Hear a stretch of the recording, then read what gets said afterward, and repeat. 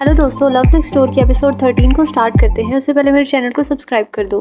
सोंग्यू CQ को देख रहा होता है तो वो कहती है कि ऐसा क्यों देख रहे हो। तो सोंग्यू कहता है कि मुझे यकीन नहीं आ रहा कि तुम मेरे साथ हो।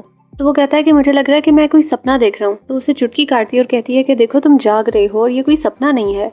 फिर वो कहती है वैसे मुझे भी यकीन नहीं आ रहा, बहुत अजीब सा फील हो रहा है। तो वो उसे उसकी फीलिंग्स के बारे में पूछता है तो वो बताने लगती है। फिर वो कहता है कि ये तो प्यार की फीलिंग्स है। तो वो कहती है कि इसे प्यार कहना जरा जल्दबाजी होगा। तो वो कहता है कि 30 साल तो हो गए हैं, अभी भी ये तुम्हें जल्दबाजी लग रही है। तो वो कहती है बात तो तुम्हारी ठीक है। वो दोनों बातें कर रहे होते हैं कि उनको बाहर से मॉम डैड की आवाजें आने लगती हैं। तो वो दोनों जल्दी से उठ जाते हैं और वो सोचने लगते हैं कि अब क्या करेंगे।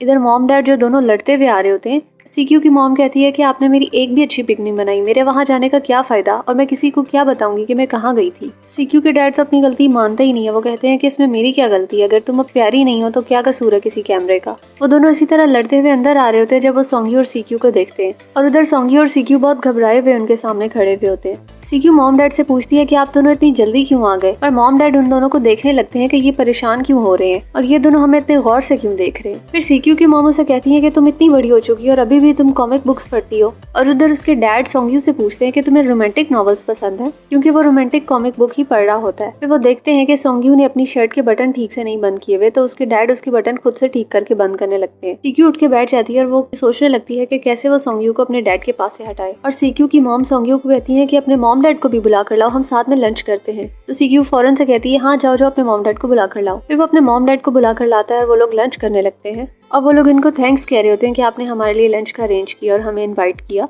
फिर वो अपने बच्चों की शादी के बारे में बात करने लगते हैं। सोंग्यू कहता है कि सीक्यू से तो कोई भी शादी नहीं करने वाला। तो उसकी मॉम कहती है क्यों, सीक्यू में क्या कमी है। और सीक्यू कहती है कि सोंग्यू के साथ कोई मैनेज नहीं करने वाला। तो सोंग्यू की मॉम कहती है कि इसमें क्या कमी है, जो कोई लड़की इसके साथ मैनेज नहीं कर सकेगी। तो सीक्यू कहती है कि मेरा ये मतलब नहीं है। वो कहती है कि हम दोनों इसी तरह एक दूसरे की बुराइयां करते रहते हैं ना, और एक दूसरे को टीज करते रहते हैं। अब दोनों के पेरेंट्स को उनकी बात समझ आ गई और वो लोग हंसने लग गए। फिर वो दोनों रूम में आ जाते हैं क्योंकि बाहर उनके लिए मैनेज करना बहुत मुश्किल हो रहा था, क्योंकि वो दोनों बाल बाल बचते हैं। फिर सोंग्यू कहता है कि हमें अपने पेरेंट्स को बता देना चाहिए कि हम दोनों एक दूसरे को डेट कर रहे हैं। तो सीक्यू कहती है कि नहीं, हमें अभी नहीं बताना चाहिए, क्योंकि मेरी अभी अभी एंगेजमेंट टूटी है और सब यही सोचेंगे कि मैंने बहुत जल्दी मूव ऑन कर लिया है, और अगर हमने बता दिया तो सब हम पे नजर रखेंगे और तुम्हें हमारे घर आने भी नहीं देंगे। ये सुन के सोंग्यू भी कहता है हाँ हमें अभी नहीं बताना चाहिए, और सीक्यू भी खुश हो जाती है और सोंग्यू को हक कर लेती है। फिर नेक्स्ट सीन में सीक्यू को दिखाते हैं जो सोंग्यू का वेट कर रही होती है और उसे देखते ही जोर से हाथ हिलाने लगती है और वो भी भागकर उसके पास आ जाता है और आकर उसे उठा लेता है और फिर दोनों साथ मिलकर चलने लगते हैं। फिर वो दोनों एक जगह जाकर बैठते हैं तो सोंग्यू उसको साइड से देख रहा होता है और वो कहता है तुम तो यहाँ से भी प्यारी लग रही हो। फिर वो दोनों साथ में मूवी भी देखते हैं और कुछ प्ले एरियाज में भी जाते हैं और गेम खेलते हैं और काफी एंजॉय करते हैं। फिर दूसरी तरफ हमें डोंगजुन दिखाया जाता है जो अपने प्रोडक्ट्स को लेकर बहुत ज्यादा परेशान हुआ होता है,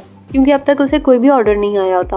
वो अपने रूम में ही जिम करने लगता है और नीचे से उसकी मॉम उसे बुला रही होती है, लेकिन वो नहीं आता। और नीचे मॉम फोन पर सोंग्यू की मॉम की पिक्चर्स देख के जल रही होती है और अपने हस्बैंड से कह रही होती है कि तुमने मेरी एक भी अच्छी पिक्चर नहीं बनाई। सारे लोग सोंग्यू की मॉम की तारीफ कर रहे हैं कि वो तो एक मॉडल लग रही है। फिर डैड भी लड़कर वहाँ से चले जाते हैं। फिर सीक्यू सोंग्यू के ऑफिस के किचन में खड़ी होती है और कुछ सोच रही होती है कि उसे क्या ऐसा बनाना चाहिए कि वो टेस्ट में पास हो जाए, क्योंकि उसका टेस्ट होने वाला था। तो सोंग्यू उससे पूछता है कि तुम कौन सा कॉम्बिनेशन बनाना चाहती हो। तो वो कहती है कि मैं जो कॉम्बिनेशन बनाना चाहती हूँ वो मुझे बिल्कुल भी पसंद नहीं है। फिर सोंग्यू उसको उठाकर शेल्फ पे बिठा देता है। तो सीक्यू कहती है कि तुम ये क्या कर रहे हो। तो सोंग्यू कहता है कि तुम मुझे रोकना चाहती हो। तो वो कहती है नहीं नहीं, ऐसा बिल्कुल नहीं है। फिर वो उसे किस करने लगता है। फिर मोंग्यू की आवाज आने लगती है और वो कहता है कि लाइट किसने ऑन की। फिर वो दोनों वहाँ से भागने की करते हैं। फिर मोंग्यू भी वहाँ से आकर एक लाइट ऑफ कर देता है और दूसरी लाइट बंद करने किचन में आता है। तो वो दोनों छुपते हुए स्टोर में पहुंच जाते हैं। तो सीक्यू पूछती है कि क्या वो यहाँ नहीं आएगा। तो सोंग्यू कहता है कि नहीं, वो यहाँ नहीं आता, क्योंकि उसे कभी भी कोई चीज की जरूरत हो तो वो मुझे कहता है। फिर सोंग्यू सीक्यू को कहता है कि मैं तुझे बहुत एंजॉय कर रहा हूँ। तो सीक्यू कहती है तुम तो सबको बताने वाले थे कि हम डेट कर रहे हैं और अब तुम एंजॉय कर रहे हो। फिर वो दोनों दोबारा से किस करने लगते हैं। अगले सीन में हम देखते हैं कि डैनहो अपनी बेटी को गार्डन लेकर जा रहा होता है। तभी उसको रास्ते में मोइम और उसकी मॉम मिल जाती है। मोइम की मॉम योंदू को देखकर बहुत ज्यादा खुश हो जाती है और योंदू भी भागकर मोइम की मॉम को हक करने लगती है। मोइम कहती है क्या योंदू आज हमारे पास रुक सकती है।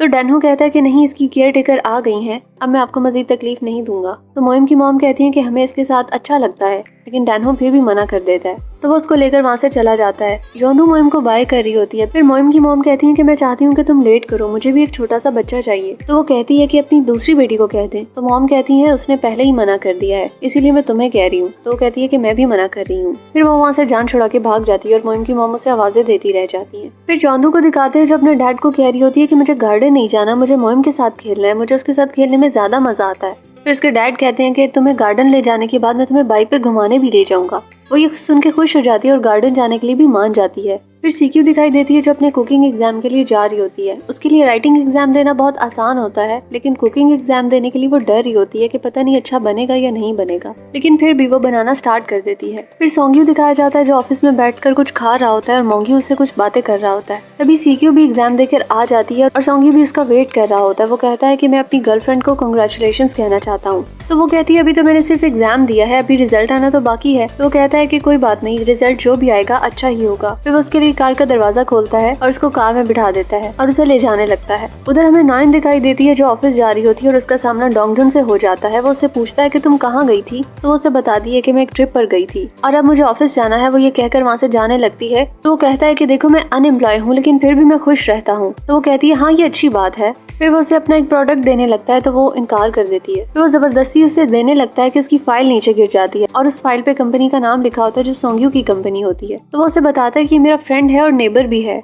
उतने में सीक्यू और सोंग्यू भी वहाँ पर आ जाते हैं और डेंगजुन उनके पास आ जाता है और सीक्यू के हाथ में एक फ्लावर देकर कहता है कि तुम्हारे पास ये फ्लावर कहाँ से आया। तो सोंग्यू उससे फ्लावर लेते हुए कहता है कि मुझे ये किसी ने दिया था जो इसने ले लिया। तो डोंगजुन उससे कहता है कि अब तुमने फ्लावर्स भी चुराना शुरू कर दी, मैं मॉम को बताऊंगा। ये सुन के नायन कहती है क्या तुम लोग सिबलिंग्स हो। तो वो कहती है कि हाँ मेरी बदकिस्मती है, ये मेरा छोटा भाई है। फिर डोंगजुन सोंग्यू को कहता है क्या तुम मुझे अपना ऑफिस दिखाओगे। तो सोंग्यू मान जाता है। फिर वो डोंगजुन को पूरा ऑफिस दिखाता है। फिर वो आके एक चेयर पे बैठता है कि नायन भी उसका प्रोडक्ट लेकर आती है। वो कहती है कि तुम्हारा प्रोडक्ट तो काफी फेमस है। तो वो कहता है कि देखो मेरी वजह से तुम्हें भी एक मिल गया है। तो वो कहती है कि तुम्हारा प्रोडक्ट अच्छा नहीं है इसीलिए फेमस है और इसीलिए इसे कोई लेता नहीं है। अब वो कहती है देखो ये कौन सा प्रोटीन है। तभी वो इसे ओपन करने लगती है और सीक्यू भी ये सब कुछ सुन लेती है। तो वो कहती है क्या ये गलत प्रोडक्ट बेच रहा है और लोगों की जिंदगी खराब करने में लगा हुआ है। तो उसके कान पकड़कर घर लेकर आती है और मॉम को कहती है कि देखें आपका बेटा क्या कारनामे सर अंजाम दे रहा है। तो मॉम पूछती है कि क्या हुआ। तो वो प्रोडक्ट को लेकर सारी बात बताती है मॉम को। फिर मॉम पूछती है डोंगजुन से कि तुम बताओ कि क्या ये सच कह रही है। फिर सीक्यू पूछती है कि बताओ अब तक कितने लोगों को बेच चुके हो। तो वो बताता है कि अभी तक सिर्फ 10 ऑर्डर आए हैं। तो वो कहती है कि तुम्हें उन सब लोगों को पैसे वापस कर देने चाहिए और तुम्हें उनको सॉरी भी कहना चाहिए। तो वो कहता है कि हाँ मैं अच्छी तरह पढ़ाई नहीं कर पाया लेकिन मैं स्पेशल बनना चाहता था,